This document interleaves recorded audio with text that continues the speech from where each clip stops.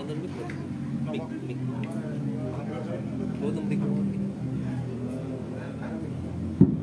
Assalamualaikum warahmatullahi wabarakatuh. Kita lanjutkan pembahasan kita dari 4 poin yang tersisa pada pembahasan kita Aslus Sunnah wa I'tiqaduddin, dan sekarang kita masuk kepada poin yang ke-60,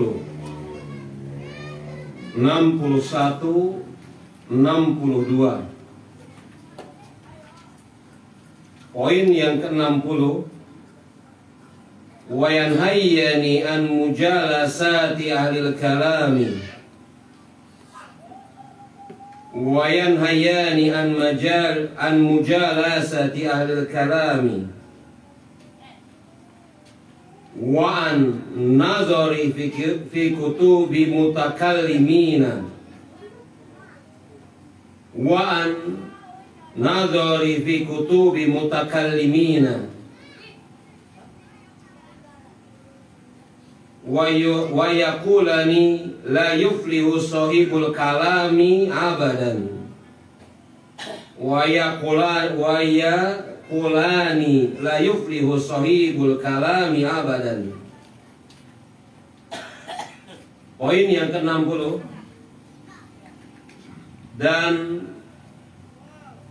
mereka berdua melarang, yakni Imamaini Raziyaini, melarang dari bermajelis kepada ahlul kalam. Ya, ahlul kalam, ketika dikatakan ahlul kalam, maka yang dimaksud di sana adalah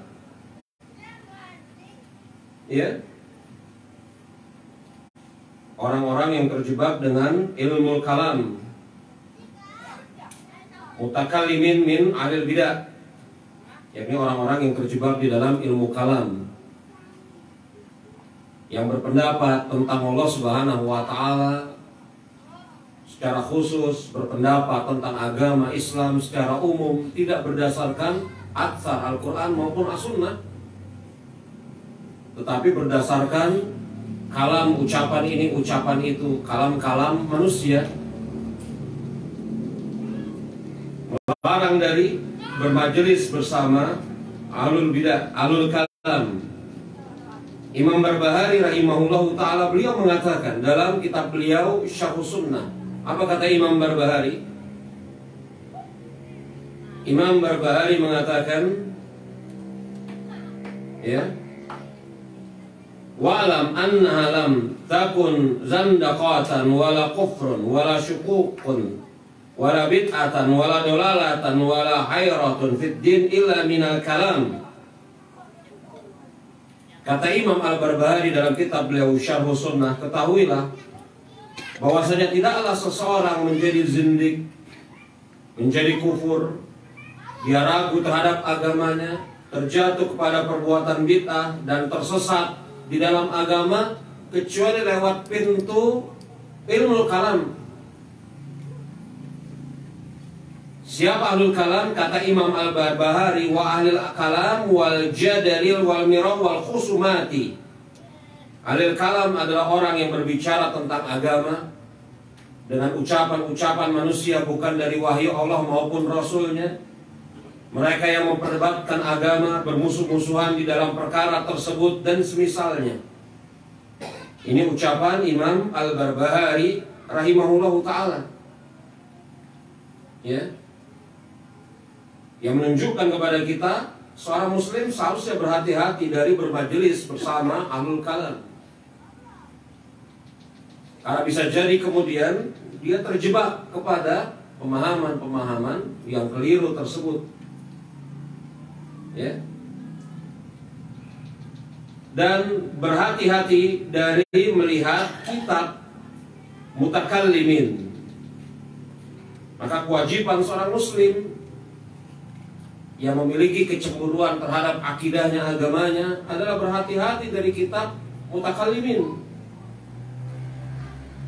Jangan bermajelis bersama mereka, yakni berhati-hati untuk tidak duduk bersama mereka. Jangan juga membaca kitab mereka, Karena bisa jadi kemudian ketika seorang muslim Ahlussunnah wal Jamaah membaca kitab mereka, ini malah terjebak kepada pemahaman-pemahaman buruk mereka. Dan dikatakan di sana, ya, dan mereka berdua berkata, yakni Imamaini Raziyaini, mereka mengatakan la yuflihu sahibul kalam abadan. Ahli kalam ini tidak akan bahagia selama-lamanya, tidak beruntung selama-lamanya. Makanya sampai-sampai para ulama semisal Imam Az-Zahabi mensifatkan jahil terhadap ilmu kalam itu ilmu, alim terhadap ilmu kalam itu kebodohan. Kata Imam Zahabi rahimahullahu ta'ala, alim terhadap ilmu kalam itu kebodohan, jahil terhadap ilmu kalam itu ilmu. Dalam daurah kita yang pertama ketika membahas kitab Fadlu Ilmi Salaf ala Ilmi Khalaf pun telah jelaskan tahzir para ulama dari mempelajari ilmu kalam. Dan perkataan la yuflihu sahibul kalam abadan ini bukan perkataan Imamaini Raziyaini saja, bahkan Imam Asy-Syafi'i pun mengucapkan kalimat yang senada. Ya? Bahkan Imam Syafi'i dalam pengingkaran beliau terhadap ilmu kalam lebih keras. Ketika kemudian di dalam usaha memperbandingkan mana dosa yang sangat buruk, kata Imam Az-Zahabi, andai kata seorang muslim, andai kata seorang muslim terjatuh kepada seluruh dosa selain kesyirikan, maka itu lebih baik daripada dia terjatuh kepada dosa mempelajari ilmu kalam. Ini kata Imam Syafi'i. Imam Syafi'i mentafsir mempelajari ilmu kalam. Andai kata seorang muslim terjatuh kepada seluruh dosa selain kesyirikan, maka itu lebih baik daripada dia terjatuh kepada mempelajari ilmu kalam.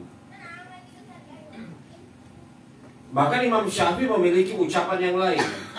Adapun ketika aku ditanya tentang bagaimana hukum bagi orang-orang yang mengagungkan ucapan manusia dibanding ucapan Allah dan Rasulnya, yakni sahibul kalam, aku katakan hendaklah mereka kemudian dipukul dengan pelepah kurma dan diarak di jalan-jalan dan dikatakan inilah orang yang menentang kalam Allah dengan kalam yang menentang kalam Allah dan kalam Rasulnya dengan ucapan manusia. Imam Syafi'i mentahzir keras ilmu kalam, memperingatkan manusia untuk tidak mempelajarinya. Imamaini Raziyaini mengatakan sahibul kalam la yuflihu abadan, tidak akan selamat, tidak akan beruntung selama-lamanya. Ini membuka pintu apa? Pintu keburukan. Makanya Imam Al-Barbahari mengatakan, ketahuilah, ya, sebagaimana yang kita katakan tadi, Imam Al-Barbahari mengatakan ketahuilah bahwasanya apa? Bahwasanya tidaklah yang namanya kezindikan, kekufuran, keraguan di dalam agama dan perbuatan bid'ah masuk ke dalam tubuh umat Islam kecuali dengan sebab mereka mempelajari ilmu kalam, berdebat dan bermusuh-musuhan di dalam masalah ini. Iya. Maka berhati-hati di dalam mempelajari ilmu kalam. Bukan berhati-hati, tidak perlu mempelajari ilmu kalam. Bukan berhati-hati. Kalau berhati-hati kesannya boleh, tapi hati-hati. Ya, tidak boleh. Ini telah kita sebutkan ketika kita membahas kitab Fadlul Ilmi Salaf. Silahkan kemudian antum membaca catatannya atau mengingat-ingat pembelajaran kita yang telah lalu. Kemudian poin yang ke-63, wa qala Abu Muhammad wa bihi aqul ana. Ya. Dan berkata Abu Muhammad, dan dengannya aku berucap. Abu Muhammad di sini adalah Abu Muhammad bin Abi Hatim Ar-Razi, anaknya Imam Abu Hatim Ar-Razi. Dan dengannya aku berucap, yakni dengannya aku berucap dengan ucapan yang sama sebagaimana ucapan ayahku yakni Abu Hatim Ar-Razi dan ucapan teman ayahku Abu Zur'ah Ar-Razi. Jadi ini bukan hanya akidah Abu Zur'ah dan Abu Hatim, tapi ini akidah anaknya Imam Abu Hatim yakni Ibnu Abi Hatim.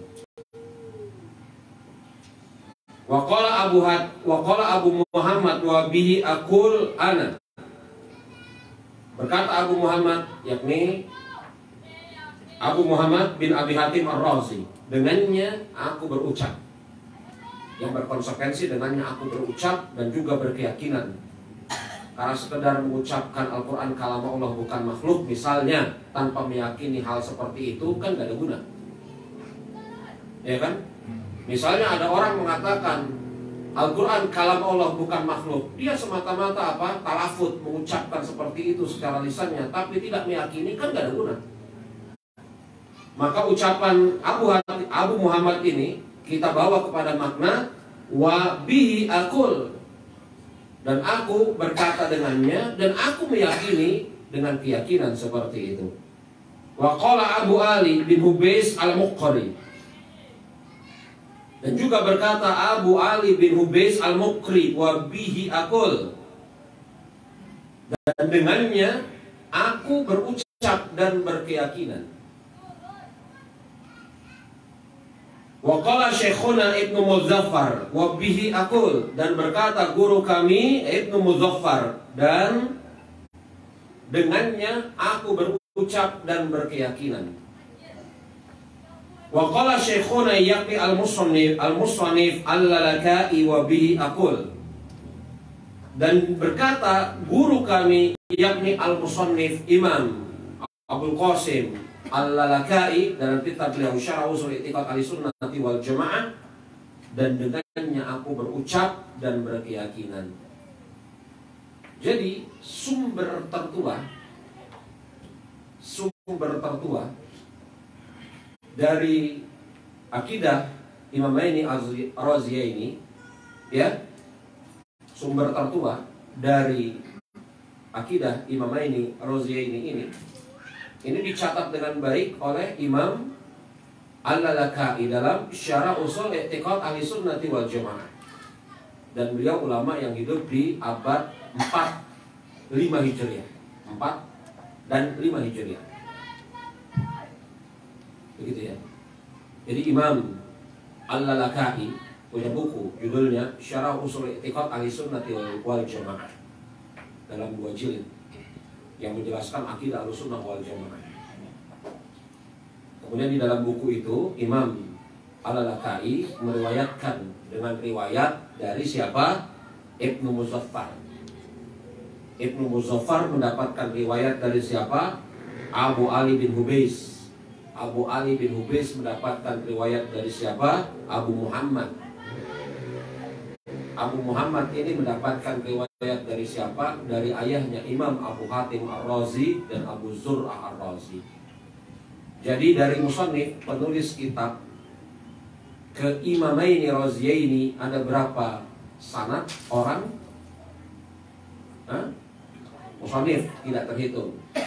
Ibnu Muzaffar, Abu Ali Al-Hubais, Abu Muhammad bin Abi Hatim Ar-Razi, 3 anak tangga. Jadi dekat banget ya, 3 anak tangga. Ya. Dan alhamdulillah selesai pembicaraan kita ini. Kalau kemudian mau kita ringkas pembicaraan kita dalam kitab Ushul Ahlussunnah, Ushul I'tiqad Ahlussunnah wal Jamaah, maka penjelasan ini terkait dengan yang pertama, menetapkan keimanan bahwasanya iman itu adalah ucapan dan perbuatan, bertambah dan berkurang. Yang kedua, kitab ini isinya adalah menetapkan bahwasanya Al-Quran kalam Allah bukan makhluk. Yang ketiga, kitab ini, matan ini menjelaskan tentang beriman kepada takdir yang baik maupun yang buruk. Kitab ini juga menjelaskan yang keempat, sikap Ahlussunnah kepada para sahabat, yakni ridho terhadap mereka, mendoakan mereka, meyakini mereka dengan berbagai macam keutamaan yang ada pada diri mereka, dan diam terhadap persisihan yang terjadi di antara mereka. Buku ini juga di dalam isinya menjelaskan tentang menetapkan sifat ketinggian Allah Subhanahu wa Ta'ala, ba'in an khalqihi, terpisah dari makhluknya. Buku ini isinya yang berikutnya adalah menetapkan bahwasannya Allah Subhanahu wa Ta'ala akan dilihat nanti pada hari kiamat.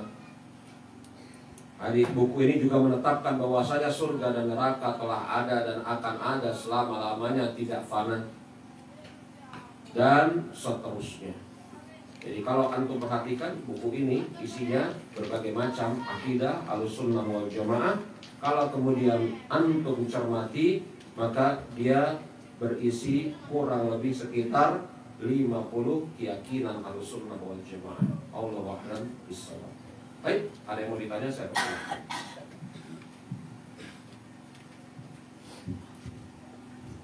Bismillah. Assalamualaikum warahmatullahi wabarakatuh. Waalaikumsalam warahmatullahi wabarakatuh. Alhamdulillah banyak ilmu yang kita peroleh dari daurah ini. Di antaranya adalah akidah Ahlussunnah meyakini bahwasanya akidah Ahlussunnah ini di antaranya tidak menyerupakan zat Allah dengan segala sesuatu dari kalangan makhluknya. Ada hadis Jibril yang mengatakan ketika menerangkan tentang ihsan, anta'budallaha ka'annaka tarahu fa in lam takun tarahu fa innahu yaraka. Ketika kita ingin mengamalkan anta'budallaha ka'annaka tarahu, ini Ustaz, kadang yang terlintas di bayangan kita adalah tulisan Allah yang tertera di tulisan itu. Apakah ini juga termasuk musyabbihah, Ustaz? Iya. Iya, itu derajat ihsan dalam hadis Jibril. Ketika kemudian Rasulullah ditanya tentang ihsan oleh malaikat Jibril yang berwujud manusia, apa itu ihsan? Maka beliau menjawab, anta'budullaha ka'annaka tarahu fa in lam takun tarahu fa innahu yarak. Engkau beribadah kepada Allah seakan-akan engkau melihatnya. Andai kata engkau tidak mampu dalam keadaan sedemikian, maka yakinlah Allah Subhanahu wa ta'ala maha melihat keadaan dirimu. Maka para ulama mengatakan, ya, ini adalah derajat ihsan yang terdiri atas dua derajat. Yang pertama muraqabah, yang kedua musyahadah. Muraqabah dan yang kedua musyahadah. Derajat tertinggi dari kedudukan seorang muslim. Maka tatbiknya seperti apa? Apakah ketika kita diperintahkan oleh Rasulullah agar beribadah kepada Allah seakan-akan kita melihat Allah adalah membayangkan zat Allah, sudah barang tentu bukan itu yang diinginkan oleh Rasulullah. Ya? Dan para ulama Ahlussunnah wal Jamaah pun tidak ada yang mengarahkan hadis itu kepada pemaknaan seperti itu.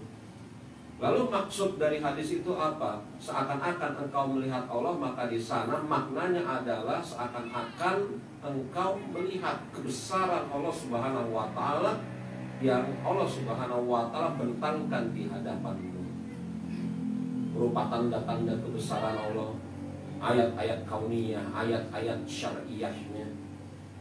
Begitu. Ya, bukan kemudian membayangkan kebesaran Allah Subhanahu wa ta'ala dalam makna membayangkan zat Allah Subhanahu wa ta'ala. Nah, kalau engkau belum sampai dan tidak sanggup untuk keadaan sedemikian karena mentadaburi ayat-ayat syariah, ayat-ayat kauniyah Allah, itu memerlukan usaha dan kesungguhan. Ya, maka datangkan keyakinan pasti bahwasanya Allah Subhanahu wa ta'ala melihatmu, musyahadah. Dan para ulama mengatakan derajat muraqabah, mendekat kepada Allah, itu lebih sulit daripada derajat musyahadah. Karena derajat musyahadah itu bawaan fitrah manusia, bahwasanya dia pasti dipersaksikan oleh Allah Subhanahu wa ta'ala. Tetapi merasa dekat dengan Allah itu lebih sulit. Arahnya ke arah sana. Allahu a'lam bishawab. Ya. Ada lagi? Begitu? Ketika kita terlintas dalam benak kita tuh Allah itu, lafaz Allah itu apakah termasuk kita menserupakan Allah dengan makhluk? Tidak sama sekali kalau kita tidak menganggap lafaz Allah itu adalah Allah itu sendiri. Ya enggak? Enggak bingung kan ucapan saya ini? Ketika kemudian pada saat tertentu terlintas di benak kita ada lafaz Allah, apakah Allah itu artinya yang terlintas di benak kita itu kita menyerupakan Allah dengan makhluk? Maka tidak sama sekali kalau kemudian kita tidak menganggap lafaz Allah itu adalah Allah itu sendiri. Ya enggak? Ya enggak? Sebagaimana kalau kita melihat lafaz Allah di dalam Al-Quran, apakah terlintas di benak kita lafaz Allah yang ada dalam Quran adalah Allah itu sendiri? Nah ya begitu. Ya kan? Cuman berbeda kalau antum melihat lafaz Allah di dalam Al-Quran, antum menganggap bahwasanya yang antum lihat itu adalah Allah itu sendiri. Jelas itu musyabbihat. Malu? Ya. Ada lagi? Apakah Ahlussunnah hanya bersatu di dalam akidah tapi tidak bersatu di dalam hal-hal keduniaan? Ahlussunnah bersatu di dalam akidah dan di dalam perkara-perkara yang lain. Makanya dikenal di dalam pembahasan misalnya fikih, ijma' ulama. Telah bersepakat ulama akan ini dan akan itu. Betul? Itu kan menunjukkan bahwasanya mereka bersepakat di dalam akidah saja, tetapi di dalam bab akidah, fikih, sirah, muamalah dan yang lainnya. Betul? Ya enggak? Lalu apakah kemudian Ahlussunnah tidak bisa bersatu di dalam hal-hal keduniaan? Bisa saja. Asalkan sudah barang tentu persatuan mereka di dalam hal-hal keduniaan. Orang yang berkeyakinan Allah menyatu dan makhluk itu berarti dia termasuk dalam ilmu kalam. Iya, ulangi lagi aja. Pertanyaannya untuk orang yang berpemikiran pemahaman yang Allah menyatu dan makhluknya itu termasuk dalam ilmu kalam. Meyakini bahwasanya Allah Subhanahu wa taala begini ya, ilmu kalam itu bertingkat-tingkat. Karena ilmu kalam itu pintu masuk berbagai macam kesesatan sebagaimana ucapan Imam Barbahari yang saya bawakan tadi. Betul? Ilmu kalam itu bertingkat-tingkat kesesatannya. Ilmu kalam itu pintu masuk berbagai macam kesesatan. Dan kesesatan itu tidak satu tingkatan. Hah? Ya enggak? Maka pintu masuk zindik, pintu masuk bid'ah, pintu masuk keraguan, pintu masuk ini dan itu, kata Imam Barbahari dalam Syarh Sunnah, tidaklah lain dan tidak bukan karena lewat pintu ilmu kalam. Itu yang pertama terlebih dahulu. Nah, lalu apakah kemudian keyakinan bahwasannya Allah Subhanahu wa taala menitis kepada makhluk atau makhluk bersatu dengan Allah Subhanahu wa taala adalah keyakinan yang munculnya dari ilmu kalam? Tidak diragukan lagi. Karena di antara keyakinan kaum zindik seperti itu. Iya kan? Lalu apakah ini yakni apa? Keyakinan Allah Subhanahu wa taala menitis atau makhluk menyatu dengan Allah adalah keyakinan yang sesat dan menyesatkan serta sampai kepada derajat kekufuran? Tidak diragukan lagi. Az-Zahabi rahimahullahu taala itu menukil kurang lebih sekitar ada 300 orang ulama yang mengkafirkan pemikirannya Ibnul Arabi, yang mengatakan bahwasanya makhluk itu menyatu dengan Allah Subhanahu wa taala, paham wahdatul wujud. Tidak diragukan lagi. Begitu. Iya. Ada lagi cuma? Halo Ustaz. Iya.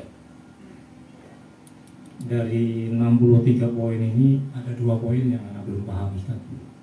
Poin yang ke-13 tentang jannah wa nar, surga dan neraka.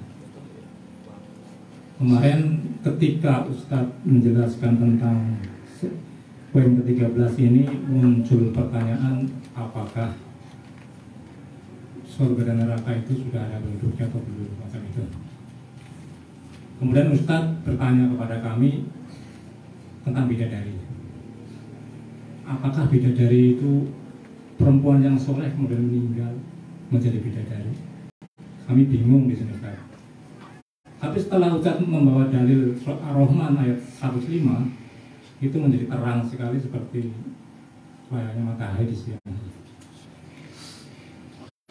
Yang Anda tanyakan tuh Ustaz tentang penjelasan Ustaz yang hadis ketika Rasulullah Mi'raj. Rasulullah melihat ada orang yang mencakar-cakar badannya dengan kukunya yang terbuat dari tembaga.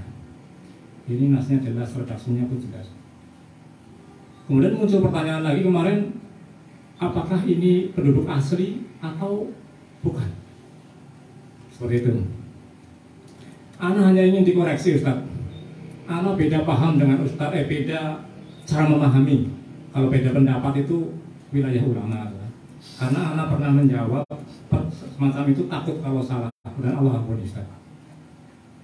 Kalau Ana berkeyakinan bahwa surga itu, bahwa neraka itu belum ada penduduknya, dengan dasar pertama hadis tadi itu, dasar logika Ana itu, kalau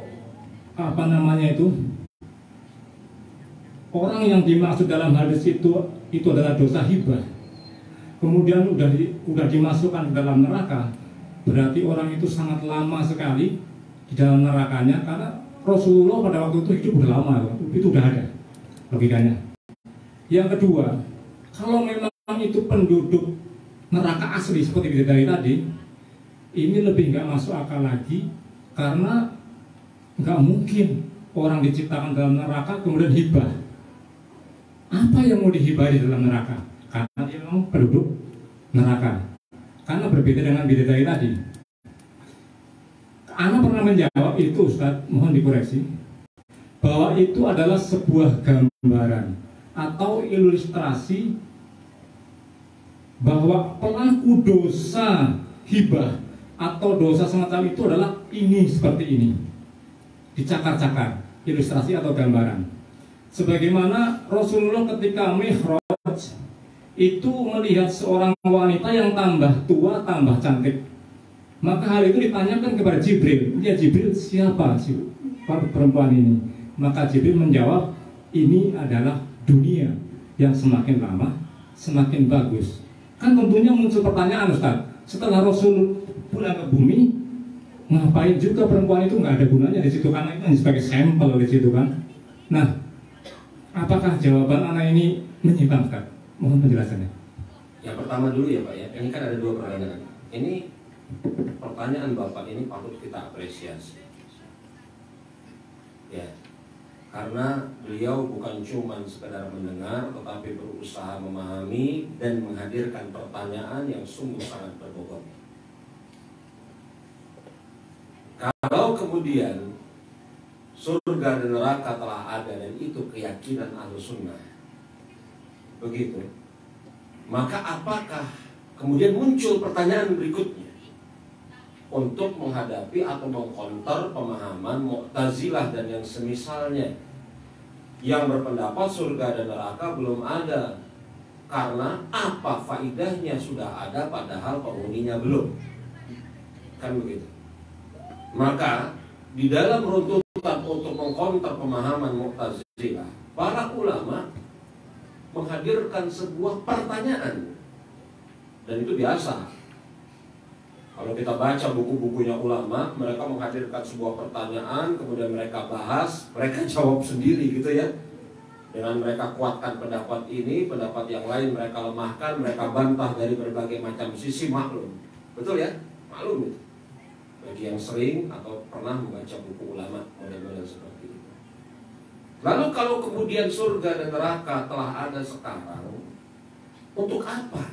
Padahal penghuninya belum ada. Itu kata Mu'tazilah. Maka sebagian ulama diantaranya Imam Ibnu Qayyim menghadirkan suatu pertanyaan yang beliau jawab sendiri. Apakah surga dan neraka itu telah ada penghuninya, yakni penghuni aslinya, dengan asumsi bahwasanya belum tegak hari kiamat, proses penghitungan amal, hisab, mizan, yang penghujungnya ada penghuni surga, ada penghuni neraka. Kan jelas belum ada yang namanya hari kiamat tegak. Artinya kalau kemudian penghuni neraka telah ada, kan belum ada hisab. Sebagaimana kalau ada penghuni surga, kan belum ada hisab.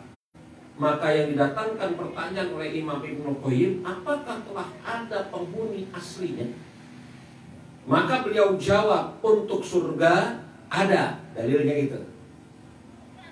Untuk neraka ada, kata Imam Ibnu Qayyim, dalilnya itu, yakni orang yang mencakar-cakar tubuhnya. Dan Imam Ibnul Qayyim berdalil dengan hadis tersebut, yakni hadis Isra dan Mi'raj.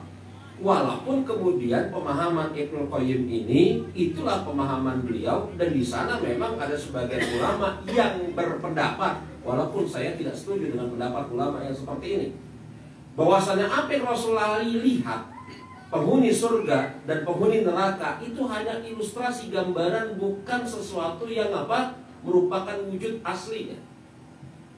Hanya ilustrasi gambaran yang Allah gambarkan kepada Rasul, ini penghuni surga, ini penghuni neraka, padahal wujud aslinya tidak ada.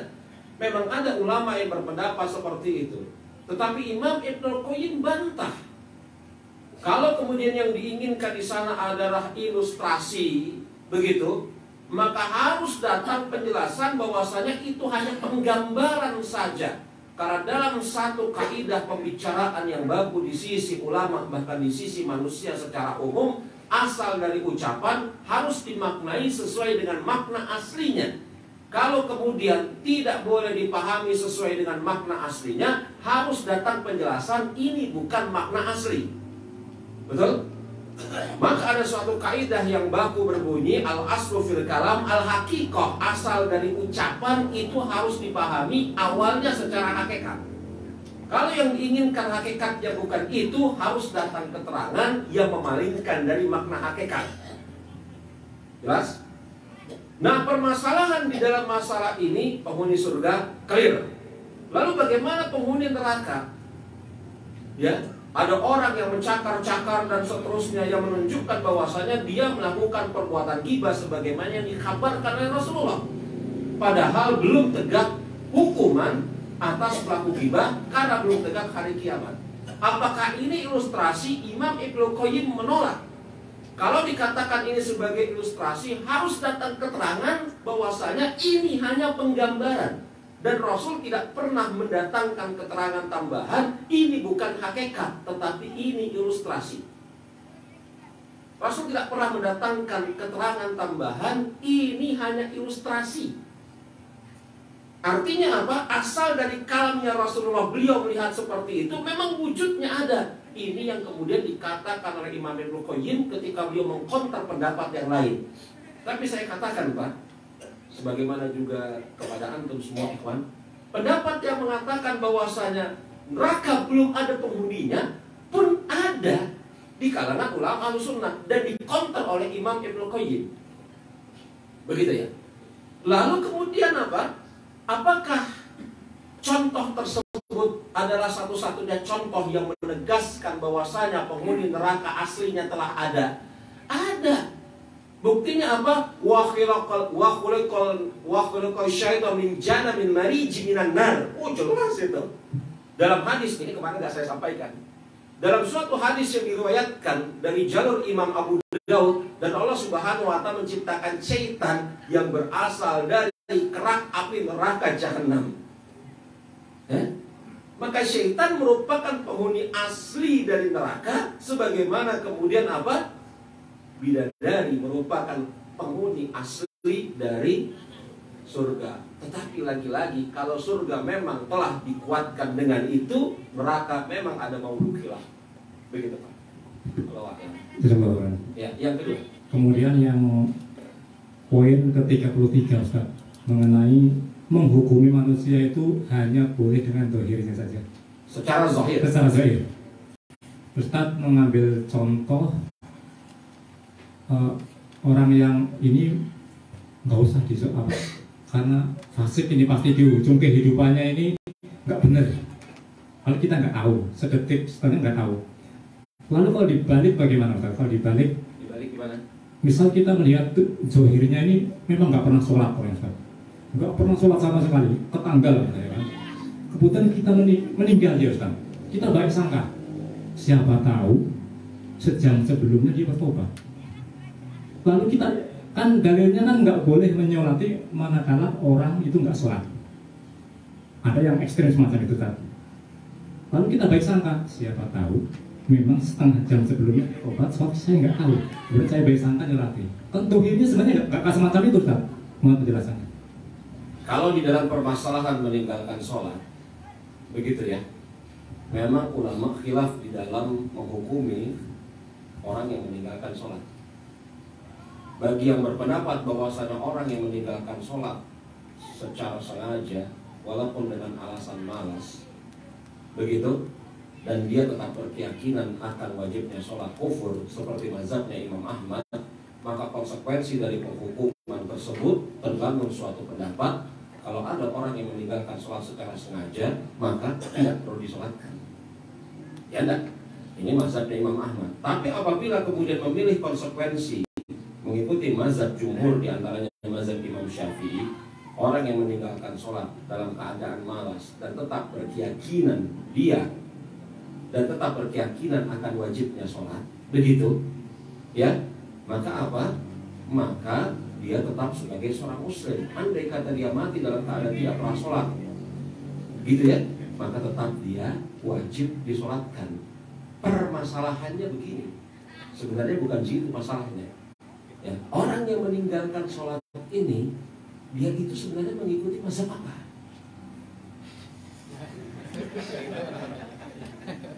Sehingga kemudian kita apa? Bisa menentukan sikap mau menyolatkan atau tidak. Ya kan? Maka ada buku yang ditulis oleh Syekh Abdullah Al-Anqari rahimahullah ta'ala, bahwasanya i'tiqad manusia, keyakinan kaum muslimin itu adalah keyakinan orang per orang dari kalangan kaum muslimin di suatu tempat adalah keyakinan yang pada umumnya mengikuti apa yang aglabiah ada di tempat tersebut. Jadi andai kata ini seorang mati, kita tidak tahu dia mazhabnya apa, maka kita hukumi dia mengikuti mazhabnya Imam Syafi'i. Artinya apa? Dia tetap disolatkan. Nah begitu Pak. Jadi coba cari contoh selain sholat. Nanti kita bahas lagi. Ayo Pak, coba. Gak apa-apa nih. Ya, silahkan Pak, cari contoh selain sholat supaya pembahasan kita ini jadi berkembang. Nah, selama atau sementara kita nunggu Bapak cari contoh selain sholat, ada pertanyaan lain enggak? Nanti saya kembali lagi ke Bapak. Kalau sholat ya begitu tadi hukumnya. Ya, ada pertanyaan lain? Kalau contohnya, saya menambahkan contohnya. Nah, bagus. Diizinin enggak? Oh, ya. Iya. Indikator orang tersebut jelas dukun. Indikatornya jelas sekali kita menganggap itu dukun. Iya. Tapi muslim, bahkan imam masjid. Ya, dukun. Itu apakah tetap Yang namanya dukun dan perdukunan itu membatalkan keislaman. Membatalkan keislaman. Iya, itu jelas itu. Maka atas orang-orang tertentu tidak menyolatkannya. Begitu kan? Iya. Itu membatalkan keislaman dukun. Man ata kahinan faqad sadaqa bima yaqul faqad kafara bima unzila ala Muhammad. Siapa yang datang ke dukun dan membenarkan apa yang dukun ucapkan, maka dia telah kufur terhadap apa yang Allah turunkan kepada Muhammad. Ini yang tanya, lalu bagaimana yang memberi informasi? Nah, gitu kan? Oh yang kufur itu orang yang tanya Ustaz, sedangkan dukunnya nggak kufur. Loh, gimana? Baik, luar biasa logikanya. Baik, Bang Wo.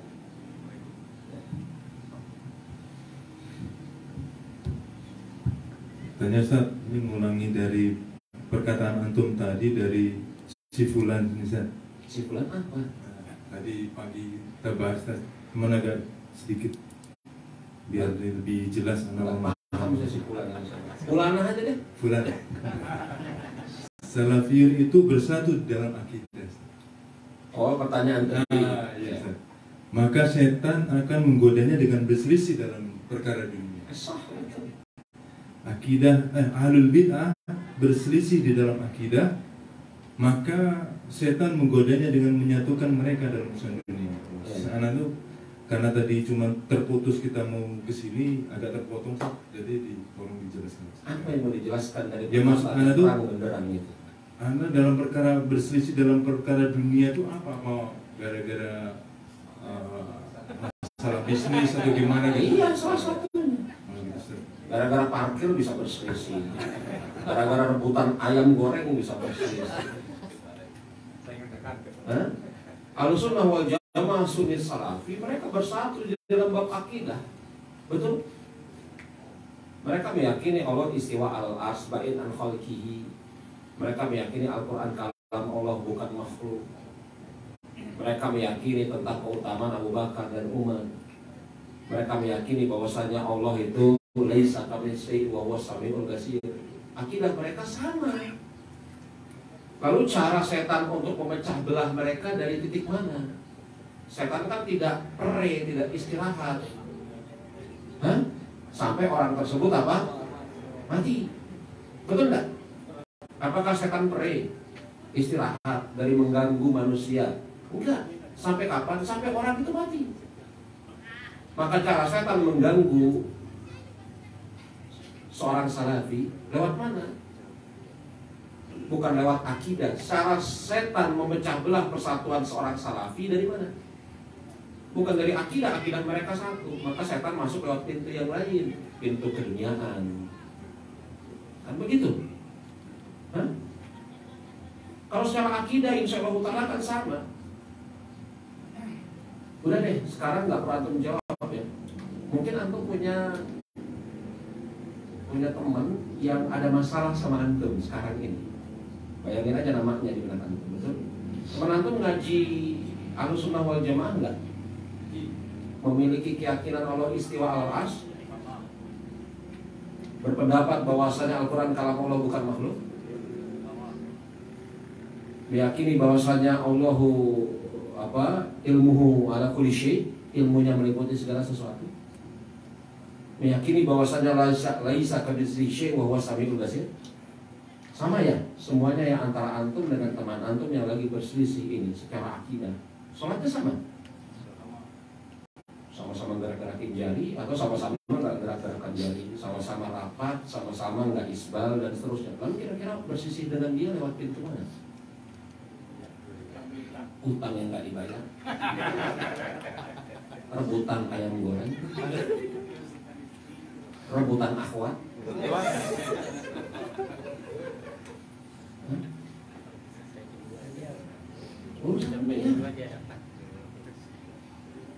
Yang mengenaskannya, sebagian di antara kita menarik urusan dunia dan menghayalkannya ini urusan agama. Itu mengenaskan. Padahal intinya urusan dunia. Urusan ayam goreng lah ditarik kepada apa? Oh dia nggak insar, nggak memperdulikan kebutuhan saya. Padahal urusannya ayam goreng.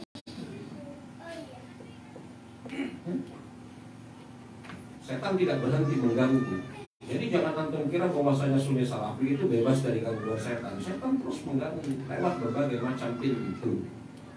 Di antara gangguan setan kepada orang-orang yang telah memiliki akidah dan berusaha berakidah yang benar, mungkin dari sisi akidah, mungkin juga dari sisi selain akidah. Allahu a'lam. Begitu ya. Ada lagi jemaah? Ketemu Pak contohnya. Tentang seorang sahabat yang dia ahli perang.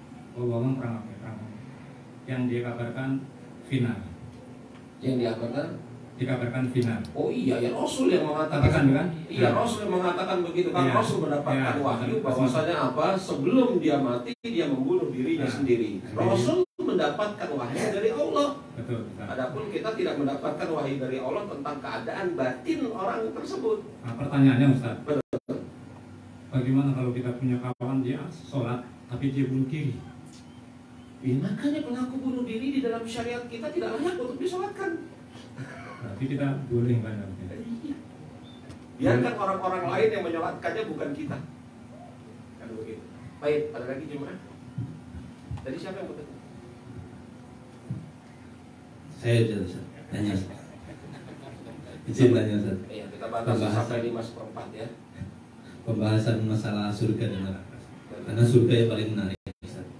Allah ingatkan Rasulullah SAW pernah bersabda dalam hadis qudsi bahwa kenikmatan surga itu mala ainun ra'at wala uzunun sami'at wala khatara ala qalbi bashar. Jadi apapun yang pernah kita lihat itu pasti surga nggak seperti itu. Yang kita dengar pasti surga nggak seperti itu. Yang kita terbesit juga pasti lebih indah lagi surga. Berkaitan dengan permisalan ini Ustaz, padahal dalam ayat-ayat yang lain atau hadis Rasulullah kita sering mendengar surga itu ada sungai, surga itu ada bidadari, Ustaz. Mungkin artinya bukan itu ya. Terus bagaimana kaidah Ahlussunnah dalam memahami apakah masalah sesuatu yang seolah-olah sama tapi Allah kabarkan tidak sama, itu apakah hanya hakikatnya sama dalam nama tapi berbeda dalam hakikat? Terus yang kedua, sedangkan kita ketika beribadah, kita salah satu motivasi kita supaya kita masuk surga. Bagaimana kita bisa membayangkan surga sementara Allah Subhanahu wa taala sendiri mengabarkan kepada kita bahwa apa yang kamu bayangkan pasti salah. Bukan Allah, Rasul. Rasul. Rasulullah SAW. Iya, pertanyaan bagus. Ya, kenikmatan surga itu tidak pernah dilihat oleh mata, tidak pernah terdengar oleh telinga, tidak pernah dirasakan oleh lisan dan seterusnya, begitu ya. Tapi kemudian bersama dengan itu dikabarkan bahwasanya surga itu ada apa? Ada airnya, ada sungainya, ada pohon-pohonnya dan seterusnya. Betul? Maka apakah pengkabaran tentang sungai, pohon, air, susu, khamr, arak dan yang semisalnya itu hanya pengkabaran yang sesuai nama semata-mata atau hakikatnya? Hakikatnya. Tetapi hakikat sungai di surga tidak seperti sungai yang ada di depan atau belakang rumah kita.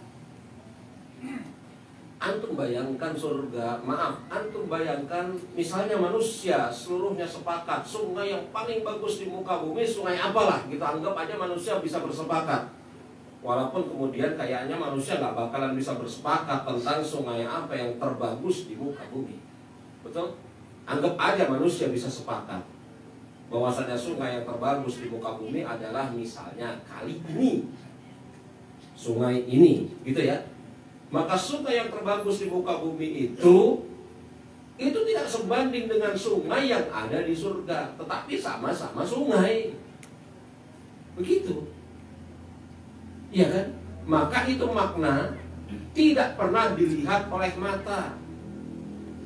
Bukan berarti tidak pernah dilihat oleh mata tersebut sungainya berbeda, wujudnya, bentuknya, tetapi keindahan sungainya, isinya dan yang semisalnya itu kita tidak akan mungkin jumpai wujudnya yang menyamai atau bahkan menandingi wujud sungai di surga. Begitu. Tapi hakikat surganya iya. Hakikat surga apa? Hakikat sungainya iya. Jadi bagaimana cara kita kemudian bisa membayangkan nikmatnya surga? Ketika berbicara tentang apa? Tentang sungai.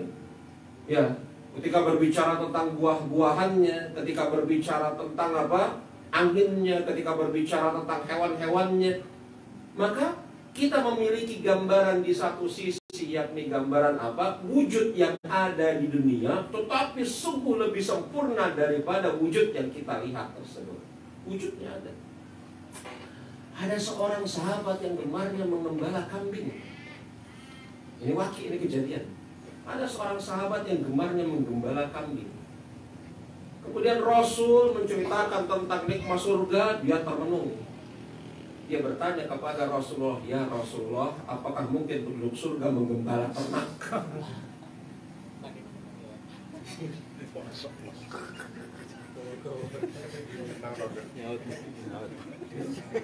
"Ya Rasulullah, apakah mungkin penduduk surga menggembala ternak?" Rasul tersenyum. Dan Rasul katakan, apa yang diinginkan oleh penduduk surga, maka akan Allah Subhanahu wa ta'ala wujudkan. Ya kalau kan hobinya ngarit, Allah Subhanahu wa ta'ala akan wujudkan. Ini bagi penghuni surga yang masuk di awal-awal atau di pertengahan. Bahkan penghuni surga yang terakhir, ketika dia telah masuk ke dalam surga, Allah katakan, mau apa? Cukup ya Rob, saya cukup ini, masuk surga cukup. Bagaimana kalau aku berikan nikmat ini? Oh itu bagus ya Rob, Allah berikan. Sekarang kamu mau apa? Kata Allah Subhanahu wa ta'ala kepada penghuni surga yang terakhir itu, aku mau nikmat ini, Allah berikan. Lalu mau apa? Aku mau nikmat ini. Sehingga kemudian penghuni surga yang terakhir itu kehabisan permintaan, karena seluruh permintaannya telah Allah Subhanahu wa ta'ala apa? Penuhi. Ini kan penghuni surga terakhir yang Rasul kabarkan, ada orang yang masuk surga dalam keadaan terakhir. Awalnya dia berada di luar surga dan dia melihat betapa indahnya dalam surga lewat penglihatan menuju pintunya. Dia lihat, wah itu orang penduduk surga asik sekali. Dia mengatakan kepada Allah Subhanahu wa Ta'ala, ya Rabb, deketin kok aku ke pintu surga. Nggak masuk jadilah, deket aja.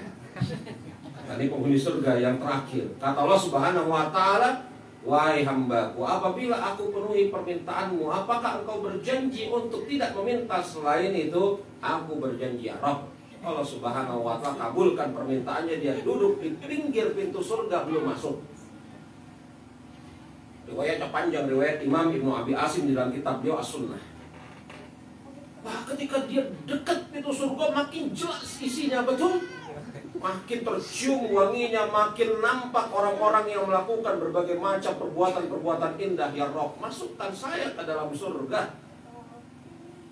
Di pinggir surga pun tidak mengapa. Allah Subhanahu wa Ta'ala mengatakan kepada hambanya ini, bukankah engkau telah berjanji untuk tidak meminta apapun juga setelah itu?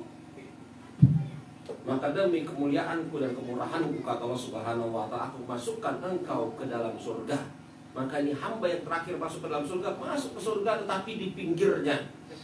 Dia nggak bisa kemana-mana duduk, dia melihat penduduk surga berlalu lalang. Enak sekali, ada yang ke sana, ada yang ke situ, ada yang ke sana, ada yang ke situ. Dia mengatakan, ya Rabb, aku meminta kepadamu agar aku bisa masuk ke pertengahan surga seperti orang-orang tersebut. Allah mengatakan, bukankah engkau telah berjanji untuk tidak meminta apapun juga setelah itu? Apa kata hamba ini kepada Allah Subhanahu wa Ta'ala, demi kemuliaanmu dan kasih sayangmu ya Rabb. Apa kata Allah Subhanahu wa Ta'ala, aku akan penuhi permintaanmu. Maka masuklah ini penghuni surga. Dia awalnya di pinggir, bisa kemana-mana. Kemudian setelah itu si penghuni surga terakhir ini merasa nyaman, enak. Kata Allah Subhanahu wa Ta'ala, apakah sekarang ada permintaanmu? Ada ya Rabb, aku minta ini, Allah berikan. Ada lagi permintaanmu? Ada Rabb, Allah berikan. Terus Allah berikan sampai suatu titik, apakah ada permintaanmu? Tidak ada lagi ya Rabb, semuanya telah engkau berikan.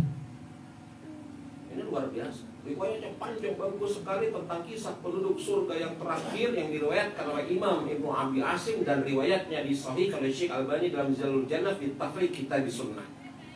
Imam Ibnu Abi Asim. Ini penghuni surga yang terakhir. Lalu bagaimana dengan penghuni surga yang pertama? Penghuni surga yang pertengahan. Maka kalau kemudian ini sahabat yang sukanya menggembala kambing, dia termenung, saya suka sekali ya Rasulullah untuk menggembala kambing. Apakah penduduk surga punya kemungkinan menggembala kambing? Rasul tersenyum. Kata Rasul,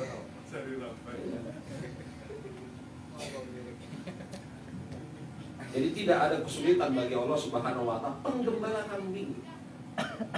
Apakah kambingnya itu hanya kambing bohongan? Kambing betulan. Tapi kambing yang ada di surga sudah barang tentu tidak seperti kambing yang ada di sini. Tapi wujudnya kambing.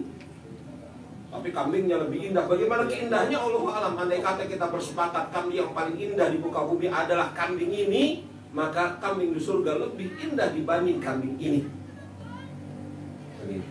Allah a'lam bishawab. Baik, tanda ini mana? Ada lagi? Kalau tidak ada kita tutup.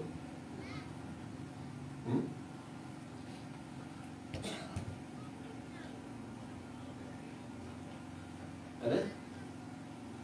Baik, kalau tidak ada, kita cukupkan pembahasan kita di kesempatan hari ini dan dahulu ini sampai di sini. Dan saya memuji kepada Allah Subhanahu wa Ta'ala atas segala nikmat yang Allah Subhanahu wa Ta'ala berikan kepada kita. Nikmat Islam, nikmat iman, nikmat kesehatan, sehingga kemudian bisa alhamdulillah tuntas menyelesaikan daurah kita Ahlus Sunnah wal Jamaah.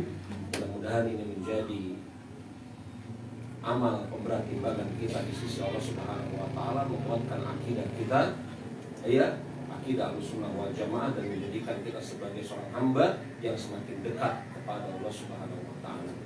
Dan mudah-mudahan apa yang kita kerjakan ini adalah hujah kita di hadapan Allah, bukan menghujat kita nanti di hadapan Allah. Allahumma amin. Saya tutup dengan mengucapkan subhanakallahumma wa bihamdika asyhadu an la ilaha illa anta astaghfiruka wa atubu ilaik. Wa qul da'wana alhamdulillahi rabbil alamin. Assalamualaikum warahmatullahi wabarakatuh.